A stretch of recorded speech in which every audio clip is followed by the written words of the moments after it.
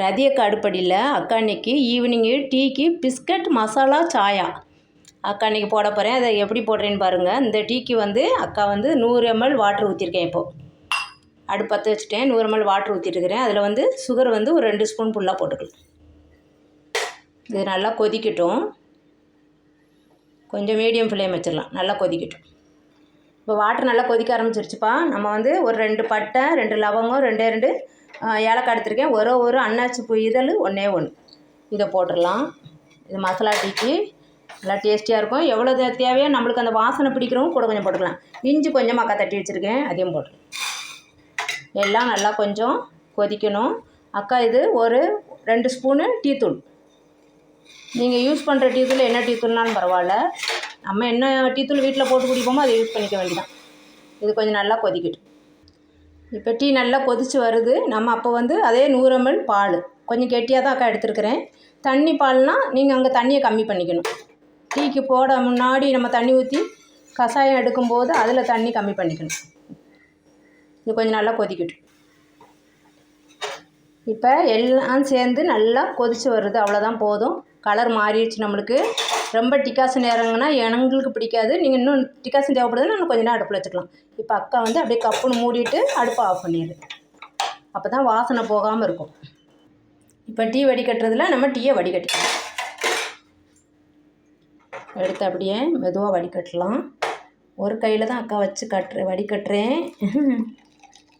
கொஞ்சம் பயமாக தான் இருக்குது. ஒரு கையில் கேமரா வச்சுட்டு ஒரு கையில் வடிகட்டுறேன். இப்போ வடிகட்டிக்குவோம். இப்போது மசாலா பிஸ்கட் சாயா சொன்னேன்ல, அது இப்போ தான் வரப்போகுது உங்களுக்கு. இது வந்து இதான் பிஸ்கட்டில் ரெடி பண்ணதுப்பா.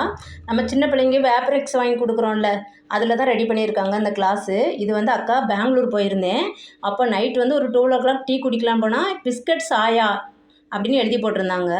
போனால் ரொம்ப டேஸ்டியாக இதில் ஊற்றி கொடுத்தா இன்னும் கொஞ்சம் பிள்ளைங்களுக்குலாம் குழந்தைங்களுக்கு ரொம்ப ஹாப்பி ஆகிட்டாங்க. ரொம்ப சந்தோஷமாக இதை குடிச்சிட்டு இதை சாப்பிட்டுட்டும் வந்தாங்க. அதனால் நான் அதில் கப்பு வந்து வாங்கிட்டு வந்தேன். உங்களுக்கு செஞ்சு உங்கள்கிட்டையும் ஷேர் பண்ணலான்னு. நிறைய பேருக்கு தெரிஞ்சிருக்க வாய்ப்பு இருக்குது கண்டிப்பாக. ஆனால் அக்காவுக்கு இதான் ஃபஸ்ட் டைம்ங்கிறனால உங்கள்கிட்ட ஷேர் பண்ணிக்கிறேன். இப்போ வந்து அக்கா அந்த 2 கிளாஸ்லேயும் டீயை வந்து ஆற்றி எடுத்துக்கிட்டேன். இப்போது ரொம்ப டேஸ்டியாக இருக்கும். அதில் குடிக்கும்போது ரொம்ப இன்ட்ரெஸ்ட்டாக டேஸ்டியாக இருந்துச்சு.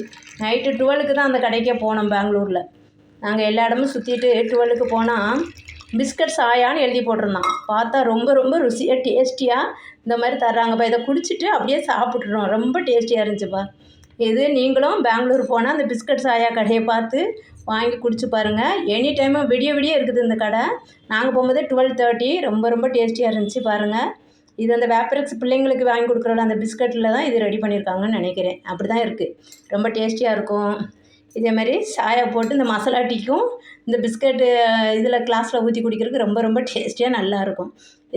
இதே மாதிரி வாங்கிட்டு வாங்க. நீங்களும் வாங்கிட்டு வந்து அங்கே போய் குடிச்சு பாருங்கள். பெங்களூரில் நிறைய பேர் பார்த்துருப்பாங்க. அக்காவுக்கு இதான் புதுசு ஃபஸ்ட் டைமுங்கிறனால உங்கள்கிட்ட ஷேர் பண்ணிக்கிறேன். வாங்க டீ சாப்பிட்லாம். Masala tea, biscuit masala tea. Thank you.